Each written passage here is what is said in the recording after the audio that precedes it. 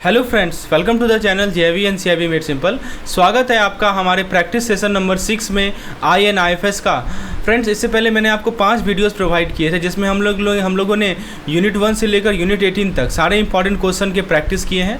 आज के इस वीडियो में हम लोग यूनिट 19 से लेकर यूनिट 23 तक के इंपॉर्टेंट MCQs को कवर करेंगे। कुल मिलाकर 50 क्वेश्चन का सेट है ये। आप इसको मॉक टेस्ट की तरह दीजिए, पहले खुद से आंसर सोचिए क्या सही जवाब है और फिर मेरे एक्सप्लेनेशन को सुनिए। इस तरह से आप सबसे बेहतरीन तरीके से इस वीडियो सेशन का लाभ उठा पाएंगे। चलिए बिना देरी किए हुए हम लोग शुरुआत करते हैं अपने पहले क्वेश्चन के साथ। सबसे पहला क्वेश्चन आपके स्क्रीन पर है। आपसे पूछा जा रहा है इनमें से कौन सा जो है फाइनेंशियल सिस्टम का करेक्ट टाइप नहीं है। पहला ऑप्शन है इनफॉर्मल फाइनेंशियल सिस्टम। तो दोस्तों इसका मतलब क्या होता है? इनफॉर्मल फाइनेंशियल सिस्टम वो होता है जिसमें बैंक या गवर्नमेंट का रेगुलेटेड इंस्टीट्यूशन का इन्वॉल्वमेंट नहीं होता है, जैसे कि local money lender, self help group या फ्रेंड या फैमिली से पैसा लेना। यह इनफॉर्मल सिस्टम है बट सोसाइटी में इंपॉर्टेंट रोल प्ले करता है। तो ऑप्शन ये तो बिल्कुल सही है। फिर कर रहा है फॉर्मल फाइनेंशियल सिस्टम। तो यह वो सिस्टम है जो पूरी तरह से गवर्नमेंट और रेगुलेटरी बॉडी के अंदर आता है, जैसे RBI, commercial bank, financial institution. तो यह रेगुलेटेड और स्ट्रक्चर्ड सिस्टम होते हैं और इकोनॉमी को स्टेबल रखने के लिए इंपॉर्टेंट होते हैं। तो यह भी एक करेक्ट टाइप है। फिर कर रहा है सेमी फॉर्मल फाइनेंशियल सिस्टम। यह एक गलत ऑप्शन है क्योंकि ऐसे कोई फाइनेंशियल सिस्टम होता ही नहीं है। फाइनेंशियल सिस्टम या तो इनफॉर्मल होंगे या फॉर्मल होंगे, कोई सेमी फॉर्मल नहीं होता है। And both A and B are correct type. Yes, ये सही है। तो इसका सही जवाब क्या है? Option number C। ठीक है, तो याद रखिएगा एक तरह का इनफॉर्मल होता है, एक फॉर्मल होता है। सेमी फॉर्मल जैसा कोई कंसेप्ट नहीं है। चलिए अगले क्वेश्चन की ओर आगे बढ़ते हैं। क्वेश्चन नंबर 2 आपके स्क्रीन पर है। आपसे पूछा जा रहा है कि इनमें से कौन सा correct phase of development Indian financial system का नहीं है। राइट तो चलिए हर एक ऑप्शन को डिटेल में डिस्कस करते हैं। विच of the following is not a correct phase of development of the Indian financial system. पहला कह रहा है प्री इंडिपेंडेंस प्रायर टू 1947। तो सबसे पहले देखिए इस पीरियड में इंडियन फाइनेंशियल सिस्टम काफ़ी रेडिमेंट्री था। बैंक थे लेकिन ब्रिटिश गवर्नमेंट का कंट्रोल में और उनका फोकस प्राइमरली ब्रिटिश ट्रेडर के बेनिफिट पर होता था। इस फेज में कुछ इंपॉर्टेंट बैंक जैसी इंस्टीट्यूशन बनी, जैसे कि रिजर्व बैंक ऑफ इंडिया जो कि 1935 में इस्टेब्लिश हुई थी। फिर उसके बाद आता है पोस्ट इंडिपेंडेंस 1947 टू 1991। इंडिया के इंडिपेंडेंस के बाद फाइनेंशियल सिस्टम में बहुत बड़े रिफॉर्म आए। नेशनलाइजेशन हुआ। नेशनलाइजेशन कब हुआ था पता होगा आपको? 1969 में हुआ था। एक मेजर स्टेप था जिससे रूरल और अनबैंक्ड एरिया को बैंकिंग फैसिलिटी मिलने लगी। गवर्नमेंट का रोल काफ़ी एक्टिव रहा इस पीरियड में और फाइनेंशियल सिस्टम को रेगुलेट करने के लिए पॉलिसी बनाई गई। फिर आता है पोस्ट लिबरलाइजेशन जो कि 1991 से 2010 तक है। यह वो फेज़ था जब इंडिया ने अपनी इकोनॉमी को लिबरलाइज़ किया। 1991 से इकोनॉमिक रिफॉर्म से फॉरेन इन्वेस्टमेंट आए, प्राइवेट सेक्टर बैंक आए और कंपटीशन काफ़ी बढ़ गया। फाइनेंशियल मार्केट को मॉडर्नाइज किया गया और टेक्नोलॉजी का यूज़ बढ़ा। फिर कह रहा है post global financial crisis 2010 to present. तो देखिए ये इनकरेक्ट ऑप्शन है। इंडियन फाइनेंशियल सिस्टम का जो डेवलपमेंट को हम लोग पोस्ट ग्लोबल फाइनेंशियल क्राइसिस के स्पेसिफिक फेज में नहीं बांट सकते क्योंकि फाइनेंशियल सिस्टम का डेवलपमेंट एक ऑनगोइंग प्रोसेस है। इसमें अब तक कोई डिस्टिंक्ट आइडेंटिफाई नहीं हुआ है। तो ऑप्शन नंबर D सही है। तो हम लोगों ने क्या देखा? एक हमारा प्री इंडिपेंडेंस फेज था जिसमें फाइनेंशियल सिस्टम में काफ़ी बेसिक था और ब्रिटिश गवर्नमेंट के कंट्रोल में था। एक पोस्ट इंडिपेंडेंस था, एक पोस्ट लिबरलाइजेशन था। तो ये 3 फेज आपको ध्यान रखने हैं। ठीक है, चलिए अगला सवाल देखते हैं। आपके सामने क्वेश्चन है किस साल में GICs और 4 पब्लिक सेक्टर इंश्योरेंस कंपनी को नेशनलाइज किया गया भारत में। यहाँ पे GICs की बात कर रही है। तो देखिए इसका सही जवाब मैं आपको बताता हूँ। देखिए 1969 में लाइफ इंश्योरेंस, ये मैं आपको ईयर भी बता देता हूँ। 1969 में क्या हुआ कि जो हमारा LIC था इसको नेशनलाइज किया गया। राइट, तो GIC का नहीं किया गया। फिर 1972 में क्या किया गया? GIC को नेशनलाइज किया गया और जो हमारे public sector general insurance companies हैं, ठीक है, उनको नेशनलाइज किया गया 1972 में। 1985 नहीं होगा, 1975 नहीं होगा। चलिए अगले सवाल की ओर आगे बढ़ते हैं। आपसे पूछा जा रहा है कि जो हमारा नरसिम्हन कमेटी नंबर 2 है, राइट, उसका रिकमेंडेशन क्या मेन रिकमेंडेशन था ताकि इंडियन बैंकिंग सिस्टम को स्ट्रेंथन किया जा सके। राइट, तो देखिए सबसे पहला कह रहा है introduction of narrow banking concept. तो देखिए नैरो बैंकिंग का मतलब होता है कि बैंक अपने डिपॉजिट को सेफ और रिस्क फ्री एसेट जैसे कि गवर्नमेंट सिक्योरिटीज़ में इन्वेस्ट करे। यही होता है नैरो बैंकिंग ना। ठीक है, नैरो बैंकिंग का एक सजेशन जरूर था लेकिन यह नरसिम्हन कमेटी 2 का मेन रिकमेंडेशन नहीं था। मेन पूछा जा रहा है। फिर कह रहा है कि फास्टर कंप्यूटराइजेशन एंड टेक्नोलॉजी। तो दोस्तों 1990 के दौरान इंडियन बैंकिंग सेक्टर को मॉडर्नाइज करना बहुत ज़रूरी हो गया था और टेक्नोलॉजी को अपग्रेड करना भी कमेटी के रिकमेंडेशन में था लेकिन यह मेन फोकस नहीं था। फिर कह रहा है merger of a strong bank to form two है मल्टीप्लायर इफेक्ट। यह वो मेन रिकमेंडेशन था जो नरसिम्हन कमेटी 2 ने दिया था। ये सही जवाब है। कमेटी ने कहा था कि स्ट्रॉन्ग बैंक के मर्जर होने चाहिए, जैसे इंडियन बैंकिंग सिस्टम को मल्टीप्लायर इफेक्ट मिलेगा, यानी कंबाइंड स्ट्रेंथ और एफिशिएंसी से इकोनॉमी को ज़्यादा फायदा होगा।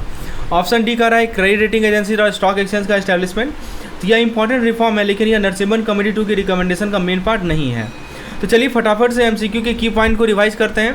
हमने देखा कि नैरो बैंकिंग कंसेप्ट का रिकमेंडेशन था, लेकिन मेन रिकमेंडेशन नहीं था। तो मेन रिकमेंडेशन ये था कि हम स्ट्रॉन्ग बैंक को मर्ज करेंगे ताकि हमारा मल्टीप्लायर इफेक्ट हो। चलिए अगला सवाल देखते हैं। आपके सामने एक सवाल पूछा जा रहा है कि विच ऑफ द फॉलोइंग कि ग्लोबल फाइनेंशियल क्राइसिस के दौरान आरबीआई ने कौन से इंपॉर्टेंट स्टेप लिए थे ताकि इंडियन इकोनॉमी को इम्पैक्ट से बचा सकें। बताइए आरबीआई ने कौन से इंपॉर्टेंट इम्पैक्ट लिए थे, इंपॉर्टेंट डिसीजन लिए थे। पहला कह रहा है सीआरआर का रिडक्शन 9% से 5%। तो दोस्तों सीआरआर का मतलब होता है कैश रिजर्व रेशियो, जो कि परसेंटेज ऑफ डिपॉजिट होती है जो कि बैंक को आरबीआई के पास रखनी पड़ती है। यह जरूर एक स्टेप था जो आरबीआई ने लिक्विडिटी इंप्रूव करने के लिए लिया था, लेकिन यह इसका मेन मेजर नहीं था। यहाँ पे मेन मेजर कहा जा रहा है, राइट। तो यह ऑप्शन गलत है। फिर बी कर रहा है कि increase in policy repo rate under LF. तो दोस्तों यही वो करेक्ट आंसर है। तो क्या कहा जा रहा है कि ग्लोबल फाइनेंशियल क्राइसिस के टाइम आरबीआई ने पॉलिसी रेपो रेट को बढ़ाया था ताकि इन्फ्लेशन और लिक्विडिटी इशू को मैनेज किया जा सके। तो रेपो रेट वो रेट होता है जिसमें आरबीआई बैंक को शॉर्ट टर्म लोन देती है और इसको कंट्रोल करके आरबीआई बैंकिंग सिस्टम को स्टेबलाइज करता है। तो यही सही जवाब है।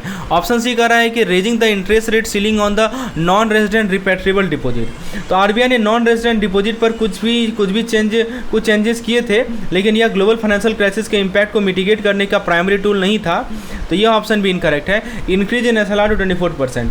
तो एसएलआर का मतलब होता है स्टैट्यूटरी लिक्विडिटी रेशियो, जो वो परसेंटेज होती है जो बैंक को अपने net demand and time liability के अगेंस्ट गवर्नमेंट सिक्योरिटी में इन्वेस्ट करना पड़ता है। लेकिन इस पीरियड में आरबीआई ने एसएलआर को रिड्यूस किया था लिक्विडिटी को बढ़ाने के लिए, ना कि इंक्रीज़ किया था। यहाँ पे इंक्रीज़ कर रहा है, तो इंक्रीज से नहीं ना काम बनेगा, रिड्यूस करना पड़ेगा। तो चलिए आप फटाफट की पॉइंट रिवाइज करते हैं। तो सीआरआर रिडक्शन जरूर किया था, लेकिन मेन पॉइंट नहीं था। मेन पॉइंट ये था कि जो पॉलिसी रेपो रेट है वो इंक्रीज़ किया था, राइट। ये हमारा सही जवाब है। दोस्तों INIFS एग्जामिनेशन के लिए आपको यदि श्योर शॉर्ट 30+ मार्क्स का मटेरियल चाहिए, जिसमें आपको 30 मार्क्स तो सिक्योर्ड है, तो हमारा कैप्सूल कोर्स आप ऑप्ट कर सकते हैं। मात्र 120 रुपये में आपको कैप्सूल कोर्स मिलता है। विशेष जानकारी के लिए मुझे व्हाट्सएप कर सकते हैं इस पार्टिकुलर नंबर पर।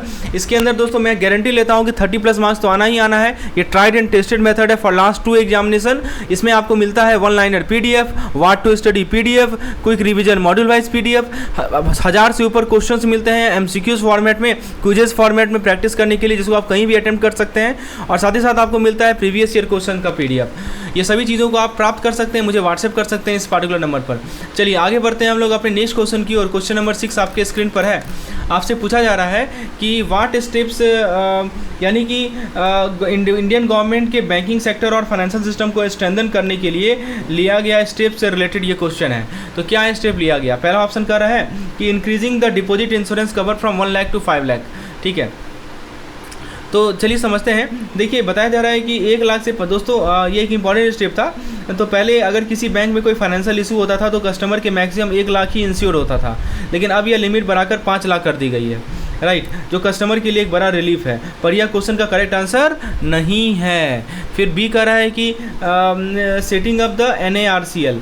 तो देखिए इंडियन गवर्नमेंट ने 2021 के बाद एक बैड बैंक का कंसेप्ट इंट्रोड्यूस किया, जिसका काम यह है कि बैंक के इम्पेयर्ड एसेट यानी कि NPA को हैंडल करे और बैंक को अपनी बैलेंस शीट क्लियर करने में हेल्प करे। लेकिन यह भी इस क्वेश्चन का करेक्ट आंसर नहीं है। फिर कह रहा है कि reducing the FDI limit.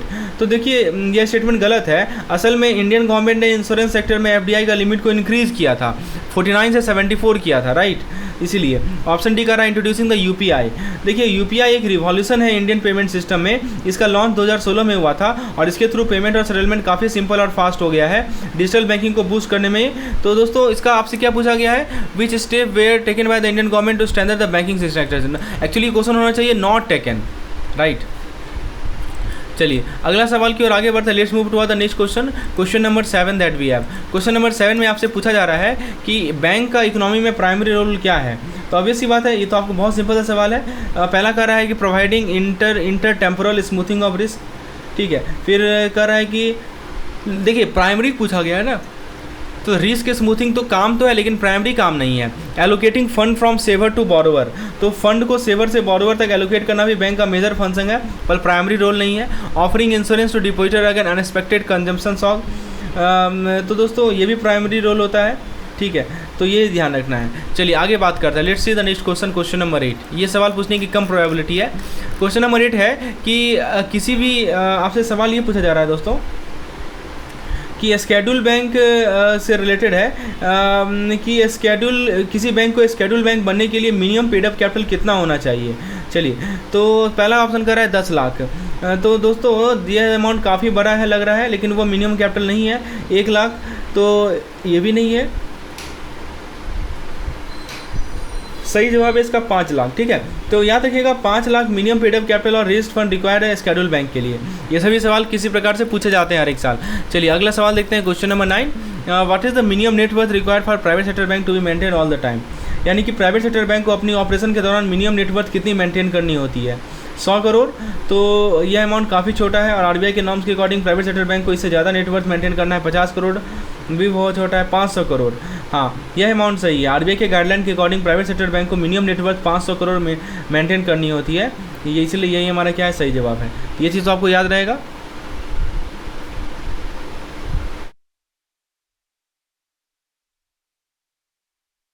Next question है क्वेश्चन नंबर 10 आपके स्क्रीन पर। What are the common modes of operation for foreign bank in India. तो दोस्तों बताइए यदि हमें फॉरेन बैंक, भारत में जो फॉरेन बैंक है इनके लिए कॉमन मोड्स ऑफ ऑपरेशन क्या होता है। तो सबसे पहले ऑप्शन कर रहा है ब्रांचेज, फ्रेंचाइज एंड पार्टनरशिप। तो फॉरेन बैंक अपने ऑपरेशन के लिए फ्रेंचाइज और पार्टनरशिप का यूज़ नहीं करती है इंडियन में, भारत में। तो ये ऑप्शन तो गलत है, ये नहीं होगा। फिर कह रहा है कि subsidiary, joint venture and representative office. तो यह ऑप्शन थोड़ा सही है, लेकिन जॉइंट वेंचर फॉरेन बैंक के लिए कॉमन मोड नहीं है, इसीलिए इस कारण से यह गलत है। फिर कह रहा है branches, subsidiary and representative office. तो यही है correct answer. Foreign bank India में अपने ऑपरेशन के लिए ब्रांचेस खोलते हैं, सब्सिडरी इस्टेब्लिश करते हैं और रिप्रेजेंटेटिव ऑफिस भी मेंटेन करते हैं। तो ऑप्शन नंबर सी जो है that is our correct answer to this particular question. चलिए आगे बढ़ते हैं, हम लोग अगले सवाल की ओर बढ़ते हैं। Let's move on to the question number 11 that we have. What is the main function of the local area bank. तो देखिए लोकल एरिया बैंक काफ़ी स्पेसिफिक पर्पज़ के लिए एस्टैब्लिश होते हैं और उनका रोल इकोनॉमी में काफ़ी सिग्निफिकेंट है। पहला कह रहा है to focus on urban banking service, उल्टा है, ठीक है। तो दोस्तों लोकल एरिया बैंक का मेन फोकस अर्बन एरिया नहीं होता, बल्कि ये ज़्यादातर रूरल एरिया और सेमी अर्बन एरिया को टारगेट करती है। फिर कह रहा है to provide financial assistance to rural and semi urban area. तो यही है करेक्ट आंसर। ऑब्वियस ही बात है, लोकल एरिया बैंक का मेन फंक्शन है कि रूरल और सेमी अर्बन एरिया में जो को फाइनेंशियल असिस्टेंस प्रोवाइड करना, राइट। नाम से ही क्लियर है लोकल एरिया बैंक, तो इसमें तो कोई दोहराई होनी नहीं चाहिए, इसके लिए हम लोग उसको ऑप्शन बी करेक्ट आंसर है। हाँ ये बहुत बढ़िया सवाल है। इनमें से कौन सा पेमेंट बैंक के लिए परमिटेड एक्टिविटी नहीं है, ध्यान दीजिएगा। पहला कह रहा है accepting deposit of up to 2 lakh per customer. देखिए दोस्तों यह एक परमिटेड एक्टिविटी है। पेमेंट बैंक को अपने कस्टमर से डिपॉजिट लेने की परमिशन है, लेकिन सिर्फ 2 लाख तक, ठीक है। एक्चुअली ये शायद 5 लाख तक भरा है, एक बार आप इसको देख लीजिएगा, कंफर्म कर लीजिएगा। फिर कह रहा है कि issuing credit card to customer. तो देखिए पेमेंट बैंक को क्रेडिट कार्ड इशू करने की परमिशन नहीं होती है। दोस्तों यदि 5 लाख है तो प्लीज़ कमेंट सेक्शन में लिखिए 5 लाख है। Let me see what is the correct answer. तो आपका ऑप्शन नंबर बी कह रहा है कि पेमेंट बैंक को क्रेडिट कार्ड इशू करने की परमिशन नहीं होती है, उनका फोकस पेमेंट और डिपॉजिट पर होता है, क्रेडिट फैसिलिटी पर नहीं, इसलिए यही हमारा सही जवाब है। ये परमिटेड नहीं होता है। Sorry friends. Handling cross border remittance on individual account, तो ये भी जो है ये परमिटेड है, राइट। फिर कह रहा है investing in government security eligible for SLR, तो ये भी अलाउड है। तो हमने क्या देखा कि 2 लाख तक का डिपॉजिट ले सकते हैं, क्रेडिट कार्ड इशू नहीं कर सकते, क्रेडिट कार्ड इशू नहीं करते हैं, राइट। ऑप्शन सी मतलब रेमिटेंस हैंडल करते हैं, गवर्नमेंट सिक्योरिटी में इन्वेस्ट कर सकते हैं SLR के अंदर। चलिए अगला सवाल है, इनमें से कौन सा एक कोऑपरेटिव बैंक काफ़ी इंपॉर्टेंट रोल प्ले करता है। इनमें से कौन सा option cooperative bank credit institution का टाइप है और कौन सा ऑप्शन टाइप नहीं है। पहला कह रहा है स्टेट कोऑपरेटिव बैंक। तो स्टेट कोऑपरेटिव बैंक एक जेन्युइन कोऑपरेटिव बैंक है और हर एक स्टेट के लिए इंपॉर्टेंट होते हैं, उनका रोल फाइनेंशियल इंक्लूजन में होता है। फिर कह रहा है अर्बन कोऑपरेटिव बैंक। तो urban cooperative bank actually cooperative bank का पार्ट होता है, लेकिन यह कोऑपरेटिव क्रेडिट इंस्टीट्यूशन की ट्रेडिशनल डेफिनेशन में नहीं आते हैं, तो यह ऑप्शन करेक्ट आंसर है। फिर कह रहा है सेंट्रल कोऑपरेटिव बैंक, यह भी एक रिकॉग्नाइज कोऑपरेटिव क्रेडिट इंस्टीट्यूशन है। सेंट्रल कोऑपरेटिव बैंक का रोल डिस्ट्रिक्ट लेवल पर होता है, इसलिए यह ऑप्शन क्या है, गलत है। फिर कह रहा है PACS क्या होता है, प्राइमरी एग्रीकल्चर क्रेडिट सोसाइटी। तो यह भी कोऑपरेटिव क्रेडिट इंस्टीट्यूशन है जो फार्मर को डायरेक्ट फाइनेंशियल असिस्टेंस प्रोवाइड करता है, इसलिए यह ऑप्शन भी क्या है, गलत है। तो देखिए PACS जो है ना, तो इसका सही जवाब क्या होगा, अर्बन कोऑपरेटिव बैंक। तो अर्बन कोऑपरेटिव बैंक जो है कोऑपरेटिव बैंक का पार्ट है, लेकिन ये जो है यहाँ पे देखिए क्या लिखा गया है, कोऑपरेटिव क्रेडिट इंस्टीट्यूशन, ठीक है। So this is not a part of the cooperative credit institution, right, कि ट्रेडिशनल डेफिनेशन में नहीं आता है। बाकी जो हमारा सेंट्रल कोऑपरेटिव बैंक है ये भी रिकॉग्नाइज है, मतलब कि ये भी नहीं होगा, और स्टेट कोऑपरेटिव बैंक भी नहीं होगा। तो मतलब state cooperative bank, central cooperative bank, PACS, ये सब के सब कोऑपरेटिव क्रेडिट इंस्टीट्यूशन के डेफिनेशन में आते हैं, लेकिन अर्बन कोऑपरेटिव बैंक नहीं आता है, ठीक है। तो ये ध्यान रखना है आपको कौन सा कोऑपरेटिव क्रेडिट इंस्टीट्यूशन के डेफिनेशन में आता है। अब अगला सवाल आपके स्क्रीन पर है, 12 नंबर क्वेश्चन की ओर आगे बढ़ते हैं। आपसे पूछा जा रहा है कि कोऑपरेटिव बैंक और कमर्शियल बैंक के बीच में क्या डिफरेंस है, what is a not a difference, कौन सा डिफरेंस नहीं है। पहला ऑप्शन कह रहा है कि cooperative bank issue share of unlimited liability while commercial bank issue share of limited liability. देखिए दोस्तों, कोऑपरेटिव बैंक जो है, यह बात बिल्कुल सही है, कोऑपरेटिव बैंक के शेयर होल्डर की लायबिलिटी अनलिमिटेड होती है, जबकि कमर्शियल बैंक में शेयर होल्डर की लायबिलिटी लिमिटेड होती है। तो यह तो सही है, नॉट कर रहा है, ध्यान दीजिएगा। फिर कह रहा है कि in a cooperative bank one share holder has only one vote irrespective of the number of share he or she may hold, while in commercial bank the voting right of share holder is determined by the number of share he possesses. तो दोस्तों यह भी बिल्कुल सही है, cooperative bank में voting right एक share holder के लिए फिक्स होता है, चाहे उसके पास कितनी भी शेयर हो। तो यह ऑप्शन भी करेक्ट है। फिर कह रहा है कि cooperative bank in India is federal in structure with primary credit society, district central cooperative bank and state cooperative bank, well commercial bank do not have some federal structure. देखिए यह भी सही है, कोऑपरेटिव बैंक का एक federal structure होता है, जबकि कमर्शियल बैंक का स्ट्रक्चर ऐसा नहीं है। फिर कह रहा है कि cooperative bank are regulated by the central government and RBI, well commercial bank are regulated by state government. ये गलत है, ठीक है। तो देखिए ये स्टेटमेंट सही नहीं है। एक्चुअली कोऑपरेटिव बैंक, जो कमर्शियल बैंक होते हैं वो RBI के अंदर रेगुलेटेड होते हैं, लेकिन उनका रेगुलेशन स्टेट गवर्नमेंट के साथ नहीं होता है, राइट। तो हमने क्या देखा कि इस क्वेश्चन से हमने क्या देखा कि कोऑपरेटिव बैंक जो है शेयर अनलिमिटेड लायबिलिटी का इशू करता है, ठीक है। फिर वोटिंग राइट जो होता है कोऑपरेटिव बैंक का सिस्टम का, वो भी बिल्कुल अलग है। कोऑपरेटिव बैंक का फेडरल स्ट्रक्चर है, और जो सेंट्रल गवर्नमेंट के द्वारा रेगुलेशन होता है स्टेट गवर्नमेंट का स्टेटमेंट, ये गलत है, right. Option number D is the correct answer.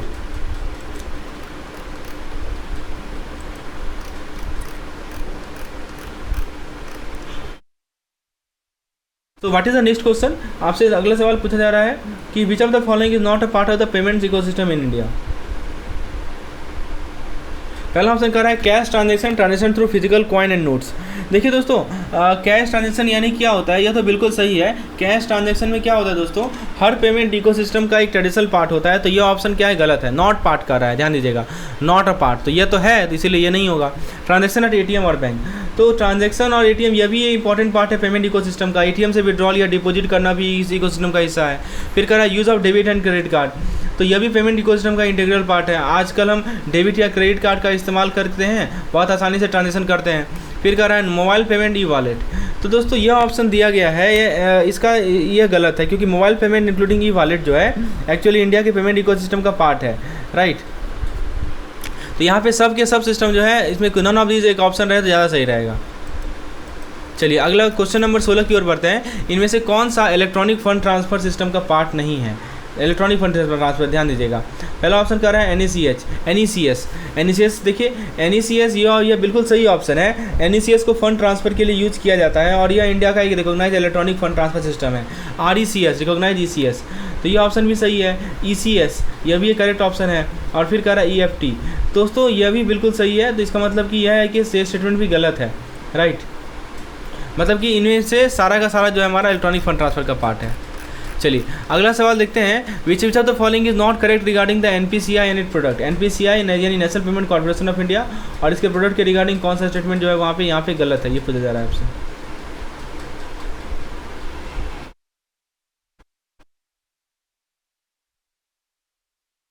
तो पहला ऑप्शन कर रहा है कि NPCI is an initiative of Reserve bank of India and IBA। तो देखिए यह बिल्कुल सही है, NPCI का इस्टेब्लिशमेंट RBI और IBA की मदद से किया गया। तो यह ऑप्शन गलत है, ठीक है। तो क्या कर रहा है, RBI और IBA, राइट। तो नॉट करेक्ट कर रहा है ना, तो नॉट करेक्ट मतलब ये तो सही स्टेटमेंट है, तो इसीलिए गलत होगा। NPCI जो है 2009 में स्टार्ट हुआ फंक्शन करना, ये भी सही है। फिर कह रहा है कि NPCI is incorporated for a profit company under the provision of the companies act.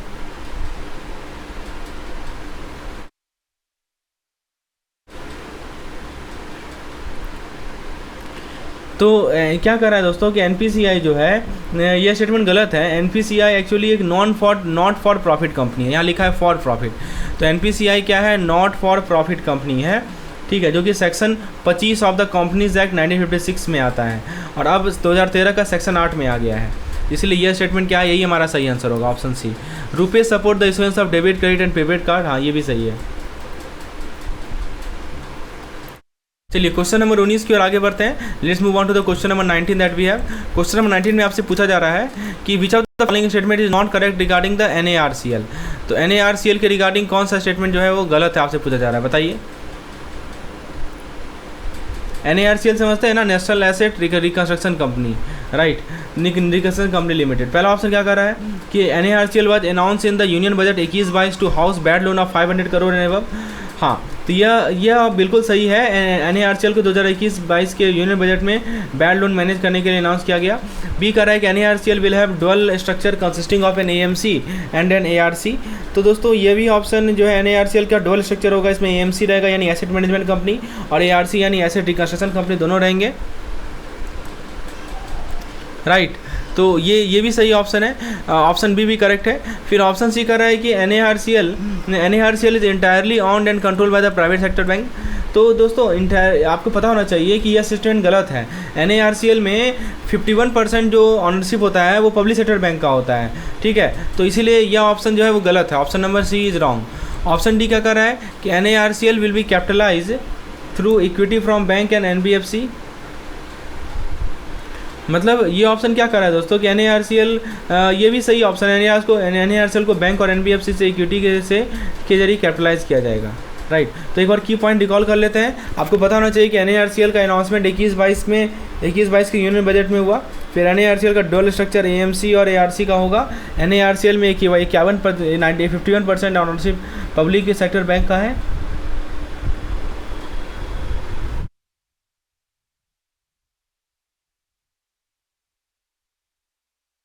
और लास्ट ऑप्शन कर रहा है कि NARCL को बैंक और NBFC से इक्विटी से कैपिटलाइज किया जाएगा। चलिए NARCL आपको समझ में आ गया मेन पॉइंट्स। अब हम लोग बात करते हैं कुछ और इम्पॉर्टेंट क्वेश्चंस की। आप देख सकते हैं आपके स्क्रीन पर सवाल है कि which of the following is not correct statement. आपको कौन सा करेक्ट स्टेटमेंट नहीं है ये बताना है, right. So which is not a correct statement. Just wait a minute, I am just opening the PDF, या सो इट इज़। तो बताइए पहला ऑप्शन देखते हैं। Let's see the first option that we है। पहला ऑप्शन कह रहा है कि new bank are regulated by Reserve bank of India, ठीक है। तो न्यू बैंक को कौन रेगुलेट करती है? तो देखिए न्यू बैंक गलत है। न्यू बैंक को डायरेक्टली RBI द्वारा रेगुलेट नहीं किया जाता, यह यूजुअली ट्रेडिशनल बैंक के अंदर आता है।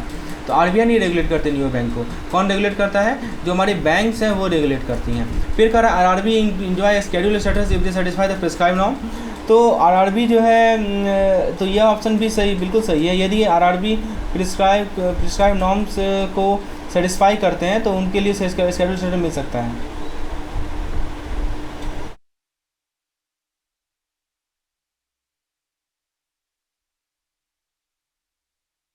तो ये चीज़ समझ में आया। फिर कह रहा है कि fintech enable financial industry to use information technology ITES for delightful customer experience. तो यह स्टेटमेंट भी बिल्कुल सही है।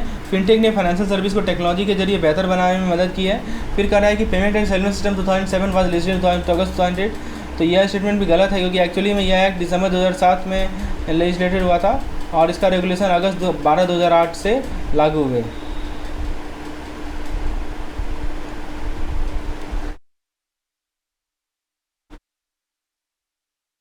तो हमने क्या क्या की पॉइंट देखा कि जो न्यू बैंक होते हैं उसको RBI रेगुलेट नहीं करता है। Regional rural bank schedule status enjoy करते हैं अगर नॉर्म सेटिस्फाई करते हैं। तो फिनटेक IT इनेबल सर्विस को यूज़ करके कस्टमर एक्सपीरियंस इन्हांस करता है।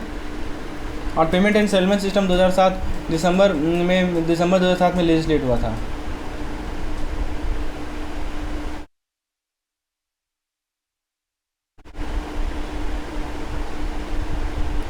चलिए अगला सवाल देखते हैं। Let's see the next question that we have. So next question आपके स्क्रीन पर है, जस्ट वेट अ मिनट। या देखिए सवाल है कि कौन सा कथन गलत है। RBI act was pass with governor general concern in 1933। तो यह स्टेटमेंट बिल्कुल सही है। इस एक्ट को 1934 में पास किया गया था, लेकिन इससे पहले गवर्नर जनरल का कंसर्न लेना पड़ा था। फिर RBI started functioning in India central bank on 1 अप्रैल 1935। तो दोस्तों यह ऑप्शन भी क्या है, सही है। यह ऑप्शन बिल्कुल सही है। RBI ने 1 अप्रैल 1935 को फॉरेन बैंक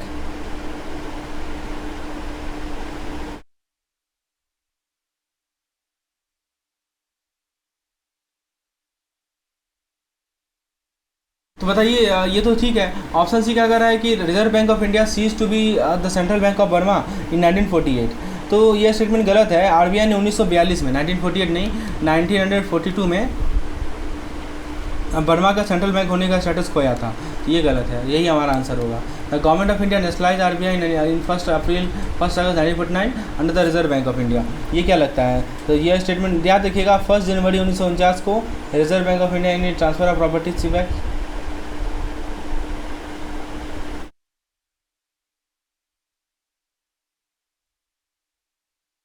चलिए अगला सवाल देखते हैं। आपसे पूछा जा रहा है कि the government of India nationalise RBI on 1 January 1949 under reserve bank of India act 1948।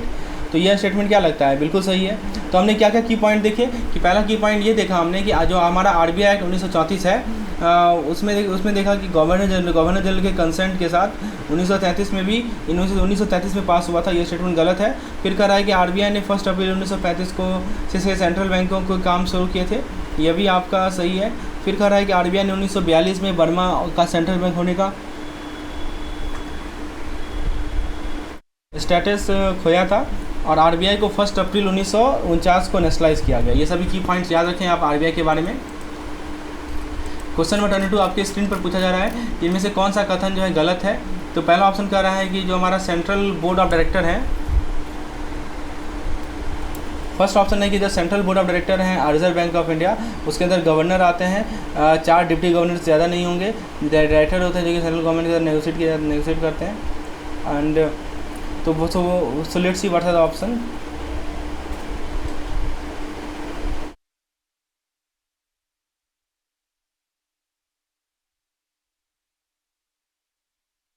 The central board of director of Reserve bank of India consist of the, ये क्या लगता है आपको?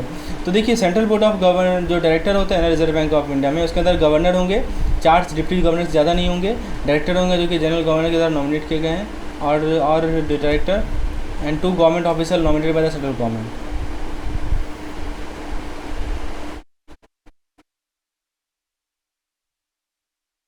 ऑप्शन बी कर रहा है कि the governor and deputy governor of the Reserve bank of India hold office for a fix term of 5 year.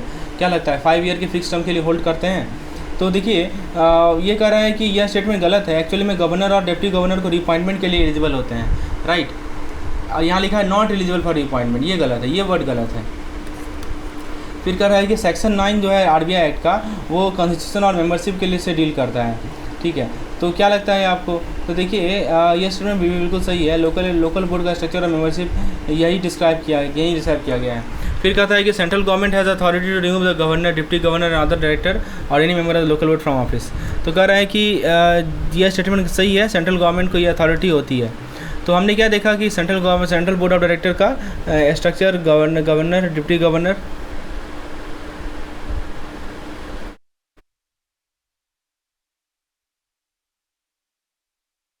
उसके बाद गवर्नर और डिप्टी गवर्नर को रिअपॉइंटमेंट का ऑप्शन होता है, ठीक है। यह स्टेटमेंट गलत है। सेक्शन 9 जो आरबीआई एक्ट है उसमें लोकल बॉडी को की कॉन्स्टिट्यूशन और मेंबरशिप का जिक्र है। और फिर सेंट्रल गवर्नमेंट में बताया जा रहा है कि द सेंट्रल गवर्नमेंट के गवर्नर और डायरेक्टर को रिमूव करने की अथॉरिटी होती है।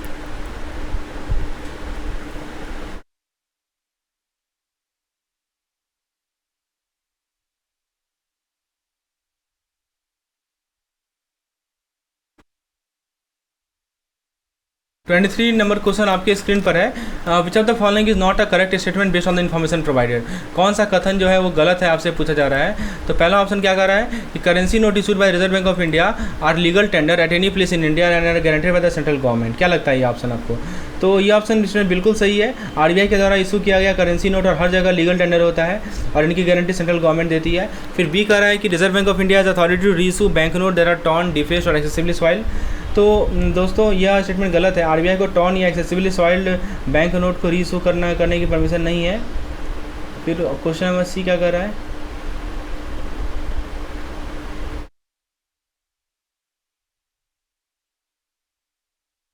The central government may, on recommendation of the central board of the RBI, declare certain series of bank note and of any denomination to cease to be legal tender।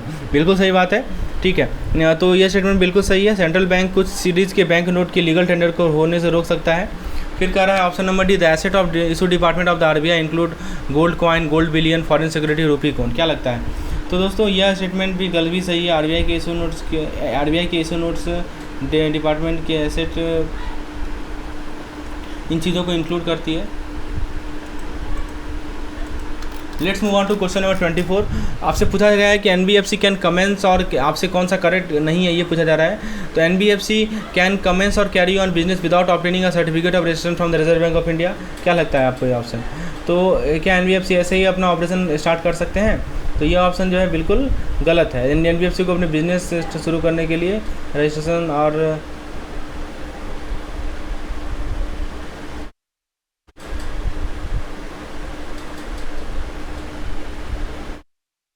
फिर option B कर रहा है कि जो net owned fund होता है requirement NBFC का किसी बिजनेस को कमेंस करने का, कैरी करने का, वो 25 लाख रुपया है या अदर सच अमाउंट है not exceeding 100 crore rupees.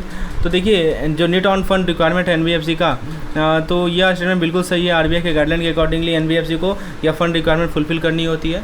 Net owned fund 25 lakh rupees और such other amount not exceeding 100 crore rupees. फिर कह रहा है reserve bank of India has power to call for information from financial institution as per the direction section 45L of the RBI act. तो यह statement क्या लगता है? बिल्कुल सही है। आरबीआई को पावर दी गई है कि वो फाइनेंशियल इन्फॉर्मेशन का इन्फॉर्मेशन मांगे।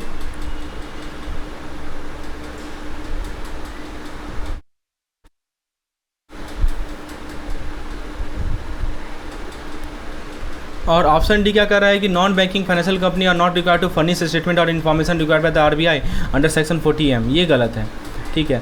तो ये स्टेटमेंट गलत है। एनबीएफसी को आरबीआई के अंडर सेक्शन 47M के तहत रिक्वायर्ड स्टेटमेंट और इन्फॉर्मेशन देनी होती है। चलिए आगे बात करते हैं। हम लोग क्या क्या देखा? एनबीएफसी को अपना बिजनेस शुरू करने के लिए आरबीआई से सर्टिफिकेट ऑफ रजिस्ट्रेशन लेना जरूरी है। एनबीएफसी के लिए नेट ऑन फंड जो है 25 लाख होगा, या आरबीआई द्वारा से स्पेसिफाई किया गया अमाउंट है। आरबीआई को फाइनेंशियल इंस्टीट्यूशन की इन्फॉर्मेशन मांगने की पावर है सेक्शन 45L के अंदर, और एनबीएफसी को आरबीआई के अंदर सेक्शन 45M के तहत स्टेटमेंट और इन्फॉर्मेशन फर्निश करना होता है। ये सभी की पॉइंट्स हैं।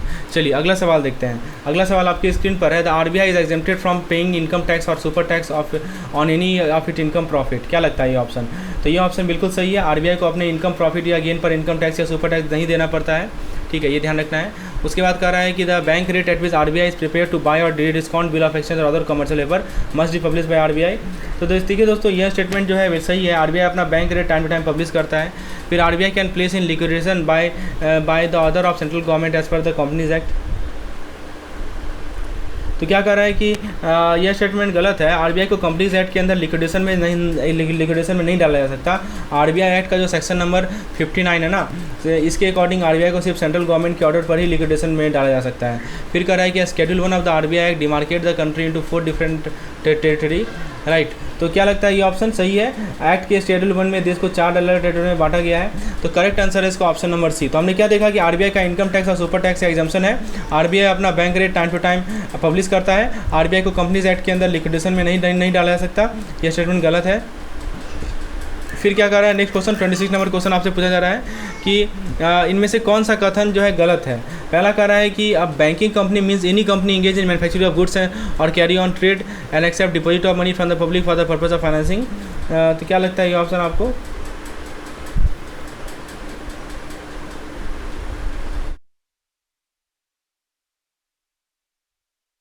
फिर ऑप्शन नंबर बी कह रहा है कि branch or branch office in relation to the banking company means any office where deposit are received cheque cash or money sent. तो ये ऑप्शन सही है कि बैंकिंग कंपनी वो कंपनी होती है जो डिपॉजिट एक्सेप्ट करती है, लेकिन सिर्फ उनका ट्रेड या गुड्स में ट्रेड और गुड मैन्युफैक्चरिंग करना बैंकिंग कंपनी का डेफिनेशन नहीं है। तो देखिए ब्रांच में बताया आपको कि ये ब्रांच ऑफिस वही होता है जहाँ डिपॉजिट लिए जाते हैं, चेक कैश किए जाते हैं। फिर कह रहा है according to section 5 sub section B the banking include other commercial activity carried on by banking company. तो दोस्तों बैंकिंग का मतलब है डिपॉजिट लेना पब्लिक से ताकि उन्हें लैंडिंग या इन्वेस्टमेंट के लिए उसे आगे किया जा सके। यह स्टेटमेंट स्पेसिफिकली मेंशन करता है कि बैंकिंग में अदर कमर्शियल एक्टिविटी नहीं आती है।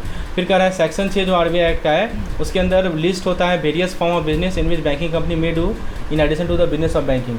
तो क्या कह रहा है कि आरबीआई एक्ट के सेक्शन 6 बैंकिंग कंपनी को उनके बैंकिंग के अलावा और भी बिजनेस करने की परमिशन देती है। ये ऑप्शन सही है। तो करेक्ट आंसर क्या है इसका? Option number C. देखिए क्या कर रहा है, हमने क्या देखा कि बैंकिंग कंपनी की डेफिनेशन सिर्फ डिपॉजिट एक्सेप्ट करने तक लिमिटेड नहीं है, मैन्युफैक्चर या ट्रेड करने का पार्ट है। तो ये स्टेटमेंट गलत है। ठीक है। चलिए, तो सेक्शन 5B के अनुसार बैंकिंग में सिर्फ डिपॉजिट लेना होता है, कमर्शियल एक्टिविटीज़ नहीं आती हैं। अगला सवाल देखते हैं, क्वेश्चन नंबर 27 देखते हैं। आपसे पूछा जा रहा है कि according to section 16 a banking company can not have person as a director who is a director of any other banking company. क्या लगता है यह स्टेटमेंट सही या गलत? तो दोस्तों यह स्टेटमेंट बिल्कुल सही है। यह सेक्शन बैंकिंग कंपनी को कॉन्फ्लिक्ट ऑफ इंटरेस्ट से बचाने के लिए बनाया गया है। एक ही व्यक्ति दो बैंकिंग कंपनी में डायरेक्टर नहीं बन सकता। फिर कह रहा है कि option B section 12 state that the subscribe capital of banking company can not be less than 50% of the authorise capital and the paid up capital of the banking company can not be less than.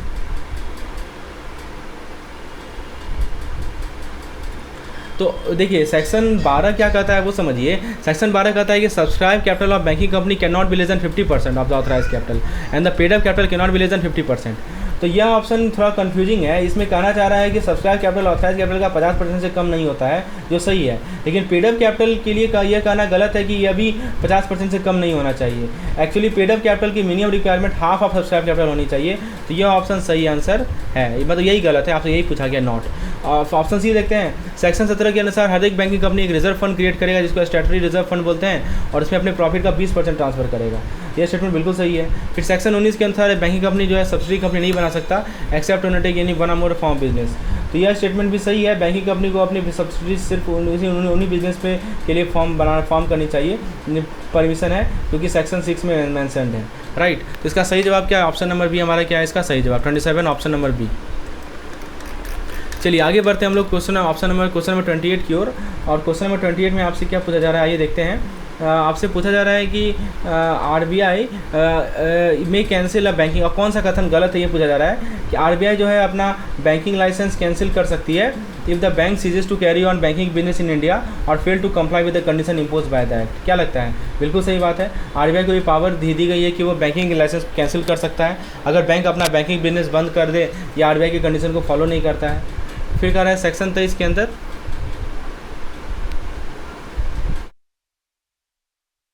तो section 23 जो है BRA का, उसमें कहता है कि आपको RBI से प्रायर परमिशन लेना पड़ेगा बैंकिंग कंपनी को नया ब्रांच ओपन करने के लिए। तो क्या लगता है? यह स्टेटमेंट बिल्कुल सही है। बैंकिंग कंपनी को नए ब्रांच खोलना, एग्जिस्टिंग ब्रांच की लोकेशन बनाने या ब्रांचेज को ट्रांसफर करने के लिए RBI की परमिशन लेनी होती है। ऑप्शन सी कह रहा है कि सेक्शन 24 के अनुसार every bank must maintain a liquid reserve in cash, gold और इनकम्बर प्रॉपर्टी सिक्योरिटी।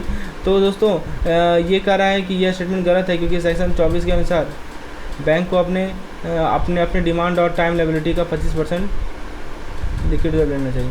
फिर क्या कर रहा है सेक्शन 26 से, अगला देखिए ऑप्शन, नेक्स्ट ऑप्शन क्या कर रहा है सेक्शन 26 से इस्टेब्लिश द डिपॉजिट DEF। तो ये क्या लगता है आपको?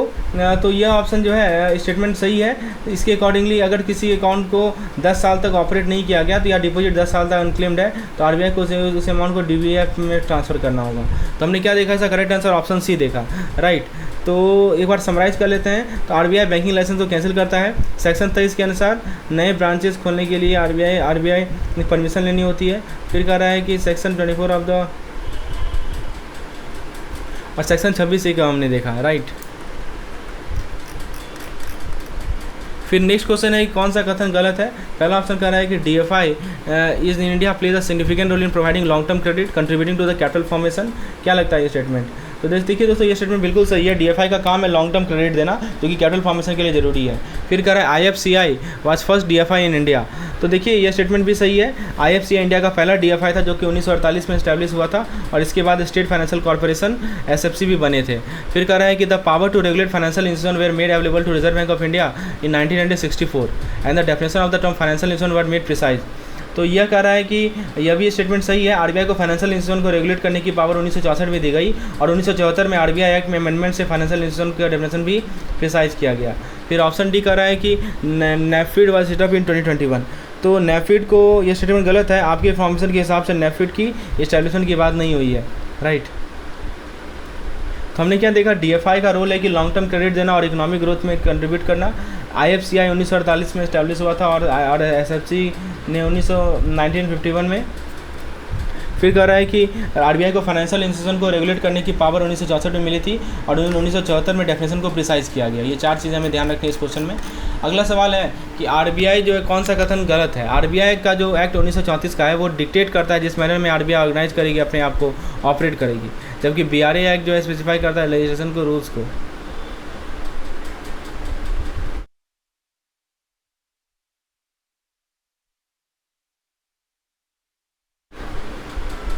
क्या लगता है ऑप्शन ए आपको क्या लगता है बताइए। तो देखिए ऑप्शन ए कह रहा है कि सही है। आरबीआई एक्ट 1934 में आरबीआई की ऑर्गेनाइजेशन और ऑपरेशन को डिक्टेट करता है, और banking regulation act 1949 banking companies के लिए स्पेसिफिक माना जाता है।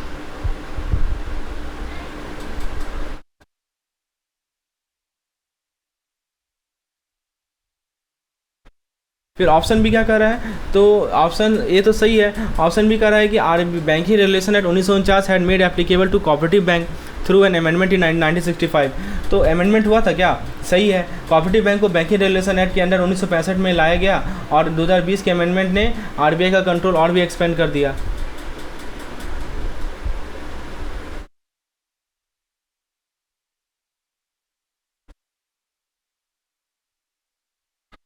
ऑप्शन सी क्या कर रहा है, the MPC is responsible for formatting the monetary policy in India. The MPC is appointed by central government headed by finance minister. क्या लगता है ये ऑप्शन सी। देखिए ऑप्शन सी में क्या है कि यह स्टेटमेंट करेक्ट है, लेकिन इसमें एक गलती है। एमपीसी का हेड फाइनेंस मिनिस्टर नहीं बल्कि आरबीआई का गवर्नर होता है, याद रखिएगा। ये जो लिखा है ना headed by finance minister, this is wrong. फिर क्या कर रहा है कि सेक्शन 49 ऑफ द ये गलत है। Section 49 of the banking regulation act prohibit any person other than the bank for accepting deposit of money withdrawable cheque. तो दोस्तों यह स्टेटमेंट भी सही है। यह सेक्शन क्लियरली कहता है कि कोई भी इंडिविजुअल या ऑर्गेनाइजेशन जो बैंक नहीं है वो चेक से विड्रॉ होने वाले डिपॉजिट एक्सेप्ट नहीं कर सकता। तो यही ऑप्शन, ये ऑप्शन भी सही है, राइट। तो हमने क्या देखा कि ऑप्शन नंबर सी इसका सही जवाब होगा, मतलब वो गलत है क्योंकि गलत तो आपसे पूछा गया है। चलिए अगला सवाल देखते हैं, इनमें से कौन सा करेक्ट नहीं है। DFI in India plays a significant role in providing long term credit contributing to capital formation. अभी हमने देखा है डीएफआई का रोल ही है कि डीएफआई का मेन काम है लॉन्ग टर्म क्रेडिट प्रोवाइड करना। IFCI was is first DFI establish in India in 1948। तो याद रखिएगा ये स्टेटमेंट सही है। आईएफसीआई को 1948 में एस्टैब्लिश किया गया और स्टेट फाइनेंशियल कॉर्पोरेशन 1951 में। फिर कह रहा है कि the power to regulate financial institution were made available to Reserve bank of India in 1964 and the definition of the term financial institution, right. तो देखिए इसमें क्या कहा जा रहा है कि फाइनेंशियल इंस्टीट्यूशन को रेगुलेट करने का जो पावर है वो रिजर्व बैंक को दिया गया 1964 में। तो यह स्टेटमेंट भी सही है। आरबीआई को 1964 में फाइनेंशियल इंस्टीट्यूशन को रेगुलेट करने की पावर दी गई थी। फिर कह रहा है कि नैफिड वाज एस्टैब्लिश इन 2021। तो यह स्टेटमेंट करेक्ट है। नैफिड को 2021 में एस्टैब्लिश नहीं किया गया था, और यह इन्फॉर्मेशन 1997 तक 1997 तक की फाइनेंशियल इंस्टीट्यूशन के बारे में दी गई थी। तो हमने क्या देखा, डीएफआई का मेन काम है लॉन्ग टर्म क्रेडिट देना। आईएफसीआई पहला डीएफआई जो 1948 में बना था। आरबीआई को 1964 में फाइनेंशियल इंस्टीट्यूशन को रेगुलेट करने की पावर दी गई थी, और नैफिड का इस्टेब्लिशमेंट डेट गलत है, 2021 नहीं है, राइट।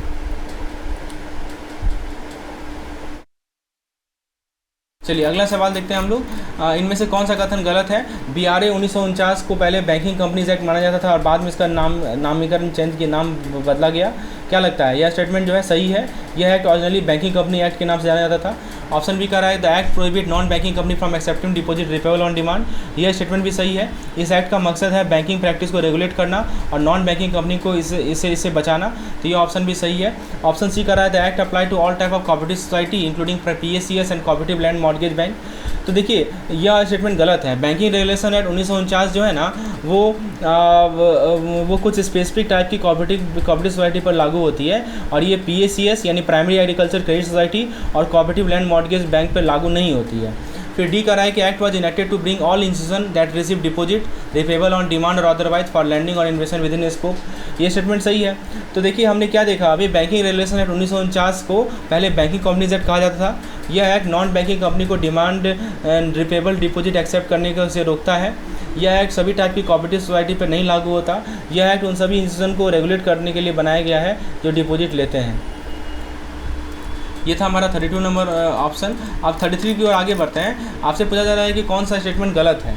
चलिए पहला ऑप्शन क्या कह रहा है कि banking as defined in section 5 subsection B include accepting deposit of money from the public for the purpose of lending or investment repayable on demand and withdrawable by check.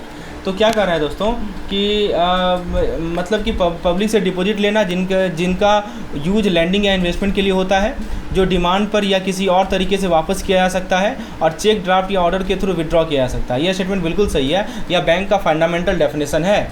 फिर कह रहा है कि जो कंपनी गुड मैन्युफैक्चरिंग करती है या किसी ट्रेड में इंगेज होती है और सिर्फ बिजनेस फाइनेंस करने के लिए पब्लिक से डिपॉजिट एक्सेप्ट करती है, वो बैंकिंग कंपनी नहीं मानी जाएगी, जैसे कि सेक्शन 5 की एक्सप्लेनेशन में दिया गया है। ये कह रहा है हमारा ऑप्शन नंबर बी। क्या लगता है आपको ये स्टेटमेंट। तो यह स्टेटमेंट भी सही है। अगर कोई कंपनी सिर्फ अपने बिजनेस को फाइनेंस करने के लिए डिपॉजिट लेती है तो वह बैंकिंग कंपनी नहीं होती। वही तो कह रहा है, शैल नॉट डीम लिखा है ना।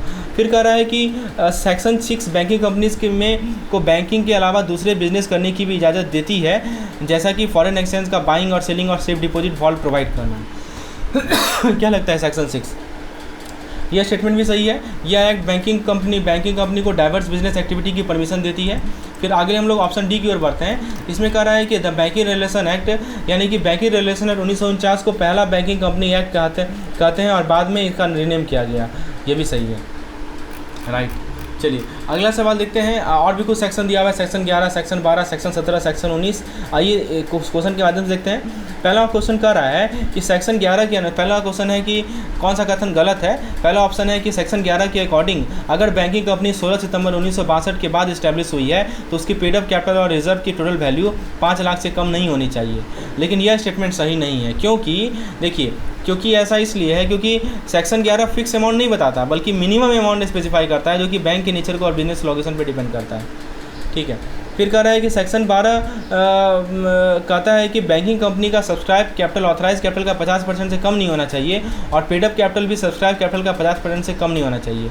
यह स्टेटमेंट बिल्कुल सही है। यह provision banking company capital requirement को डिफाइन करता है। फिर कह रहा है ऑप्शन नंबर सी कि सेक्शन 17 कहता है कि हर बैंकिंग कंपनी को एक रिजर्व फंड क्रिएट करना चाहिए और इसमें हर साल अपने प्रॉफिट का कम से कम 20% ट्रांसफर करना होगा डिविडेंड डिक्लेयर करने से पहले। यह भी सही है, ये सब याद रखिएगा। और सेक्शन 19 कहता है, ऑप्शन डी में लिखा हुआ है कि किसी भी बैंकिंग कंपनी किसी भी सब्सिडरी कंपनी को फॉर्म नहीं कर सकते, लेकिन वो सेक्शन 6 के तहत बैंकिंग कंपनी के लिए परमिशन भी क्या कर रहा है समझिए। सेक्शन 19 कहता है कि बैंकिंग कंपनी किसी भी सब्सिडरी कंपनी को फॉर्म नहीं कर सकता, लेकिन वो सेक्शन 6 के तहत बैंकिंग कंपनीज के लिए परमिसिबल किसी भी बिजनेस के लिए सब्सिडी इस्टेब्लिश कर सकता है। यह भी सही है। तो हमने देखा कि ऑप्शन ए करेक्ट नहीं है, क्योंकि सेक्शन 11 में ₹5 लाख का फिक्स अमाउंट नहीं दिया गया है। तो याद रखिएगा, सेक्शन 11 में बैंकिंग कंपनी की पेड अप कैपिटल और रिजर्व की टोटल वैल्यू का कोई फिक्स अमाउंट नहीं है। सेक्शन 12 बताता है कि सब्सक्राइब कैपिटल ऑथराइज कैपिटल का 50% से कम नहीं होना चाहिए। सेक्शन 17 कहता है कि बैंक को रिजर्व फंड क्रिएट करना है और प्रॉफिट का 20% इसमें ट्रांसफर करना है मिनिमम। ठीक है। और सेक्शन 19 में सब्सिडरी कंपनी का फॉर्मेशन के बारे में प्रोविजनिंग की गई है। ठीक है, ये किसके रिगार्डिंग प्रोविजन है। चलिए, तो हमने क्वेश्चन नंबर 34 देखा। अगला सवाल देखते हैं कि RBI may cancel a banking company licence if the bank fail to comply with any of the condition impose by the banking regulation act. क्या लगता है? देखिए, यह कह रहा है कि अगर कोई banking company banking regulation act की कंडीशन का पालन नहीं करती है तो आरबीआई उसका लाइसेंस कैंसिल कर सकती है। ऑब्वियस सी बात है, ये करेगी, ये तो सही है। फिर कह रहा है कि बी कह रहा है कि यह कह रहा है कि बैंकिंग कंपनी बिना आरबीआई की परमिशन का नया ब्रांच नहीं खोल सकती या एग्जिस्टिंग ब्रांच के लोकेशन नहीं बदल सकती। यह भी सही है। फिर कह रहा है कि ऑप्शन नंबर सी कह रहा है कि सेक्शन 24 कहता है कि हर बैंक को अपनी टोटल डिमांड और टाइम लायबिलिटी का कम से कम 25% कैश, गोल्ड या अप्रूव सिक्योरिटी के रूप में मेंटेन करना होगा। लेकिन यह स्टेटमेंट सही नहीं है, क्योंकि सेक्शन 24 जो है, याद रखिएगा, सेक्शन 24 में कहता है कि लिक्विड रिजर्व की मिनिमम रिक्वायरमेंट 25% है, लेकिन यह कहना भी जरूरी है इसकी अपर लिमिट 40% है। याद रखिएगा, बहुत इंपॉर्टेंट है ये SLR का जो आपका लिमिट है ना 25 से लेकर 40% तक, वो उसके बारे में बताया जा रहा है। फिर ऑप्शन डी कह रहा है कि सेक्शन 26A के अकॉर्डिंग आरबीआई एक depository regulatory and awareness fund, इसको डीप बोलते हैं, इस्टेब्लिश करेगा, जिसमें अनक्लेम्ड अकाउंट या डिपॉजिट को 10 साल के इनएक्टिव है उनका अमाउंट क्रेडिट होगा। यह भी सही है। तो हमने क्या देखा, सेक्शन 24 के अकॉर्डिंग बैंक को अपनी टोटल डिमांड और टाइम लायबिलिटी का 25% लिक्विड रिजर्व मेंटेन करना होगा। यह स्टेटमेंट इनकरेक्ट है, क्योंकि इसमें अपर लिमिट भी मेंशन नहीं किया है। ठीक है, चलिए 36 नंबर क्वेश्चन की ओर आगे बढ़ते हैं। इसमें क्या कह रहा है, कौन सा गलत है। आरबीआई एक्ट और banking regulation act 2 major legislation है जो कि बैंकिंग बिजनेस को गवर्न करते हैं। क्या लगता है आपको ये ऑप्शन? तो यह ऑप्शन बिल्कुल सही है, राइट। तो यह बेसिकली यह दोनों एक्ट बैंकिंग सिस्टम को रेगुलेट करते हैं। ऑप्शन बी कह रहा है कि बैंकिंग रेगुलेशन एक्ट 1949 को कोऑपरेटिव बैंक पर 1 मार्च 1966 से लागू किया गया। यह भी सही है। इस अमेंडमेंट ने कोऑपरेटिव बैंक को आरबीआई के कंट्रोल में ला दिया, अभी मैंने बताया था आपको। ऑप्शन सी कह रहा है कि 2020 के अमेंडमेंट ऑर्डिनेंस आरबीआई को कोऑपरेटिव बैंक को रिस्ट्रक्चर करने, मैनेजमेंट पर कंट्रोल बढ़ाने और रिवाइवल प्लान बनाने की अधिकार देती है। बिल्कुल सही बात है। ऑप्शन डी कह रहा है कि आरबीआई ने अपनी बिजनेस शुरुआत 1947 में की थी, लेकिन यह स्टेटमेंट गलत है, क्योंकि आरबीआई ने अपनी बिजनेस की शुरुआत 1935 में 1 अप्रैल 1935 में की थी। तो हमने क्या देखा, आरबीआई एक्ट और बैंकिंग रेगुलेशन एक्ट को गवर्न करता है, फिर बैंकिंग को गवर्न करता है। फिर कोऑपरेटिव बैंक पर बैंकिंग रेगुलेशन एक्ट को लागू किया गया था बाद में। 2020 के अमेंडमेंट से आरबीआई को अधिकार मिलते हैं कोऑपरेटिव बैंक को रिस्ट्रक्चर करने के लिए। ये सभी चीज़ें हमें याद रखनी है। अगला सवाल है कौन सा कथन जो है गलत है, आपसे पूछा जा रहा है। पहला देखिए, फर्स्ट ऑप्शन है IFCI के रिगार्डिंग, बताइए। पहला ऑप्शन आपसे कर रहा है कि IFCI जो है इस्टेब्लिश किया गया था 1 जुलाई 1948 को, ठीक है, इंडस्ट्रियल फाइनेंशियल कोऑपरेटिव एक्ट के अंदर। तो ये क्या लगता है आपको ऑप्शन? तो ये ऑप्शन जो है बिल्कुल सही है, राइट। फिर IFCI का मेन ऑब्जेक्टिव था कि हम ग्रीनफील्ड प्रोजेक्ट को फंड करें और फाइनेंशियल असिस्टेंस प्रोवाइड करें नए प्रोजेक्ट को सेट करने के लिए, बिल्कुल सही है। ऑथराइज शेयर कैपिटल IFCI का इनिशियली 10 करोड़ का था, उसको बढ़ाकर 250 करोड़ किया गया, ये भी सही है। और IFCI अपने कॉन्स्टिट्यूशन को चेंज किया था, इसका नाम चेंज हुआ था IFCI लिमिटेड अक्टूबर 1999 में, यह गलत है। तो फ्रेंड्स ये था हमारा आज का सेट। यदि आप चाहते हैं कि मैं इस तरह के सेट और भी लाऊं तो please write in the comment section, yes I will bring more such type of set. And if you want any type of capsule course please WhatsApp me on this particular number. आप मुझे इस number पे WhatsApp करें, आपको मैं detail provide करूँगा कि capsule course आप कैसे अवेल कर सकते हैं। धन्यवाद।